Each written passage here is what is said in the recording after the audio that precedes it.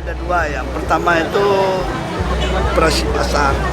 Yang kedua produk-produk lokal kita perkenalkan. Ini kita laksanakan betul-betul untuk menolong masyarakat. Karena dengan kenaikan BBM dan pandemi kemarin kan kita harga terus menaik. Nah, untuk menjaga itu maka intervensi yang dilakukan oleh pemerintah Kota Banda Aceh melalui operasi pasar. Kita akan beri stimulus pada masyarakat ini dari harga yang tadi sudah mulai ini kita akan subsidi, maka dikasih harga yang di bawah harga pasar yang pertama. Yang kedua juga kita melakukan subsidi ongkos angkut ya. Apabila harga di Banda Aceh mahal di perbatasan tinggi kita subsidi agar ketika sampai di Banda Aceh harga akan turun dan meningkatkan daya beli masyarakat tidak terganggu. Apalagi sekarang ini permintaan karena Maulid ya, tiap hari kita monitor harga. Nah, apabila terjadi kenaikan harga maka pemerintah akan intervensi.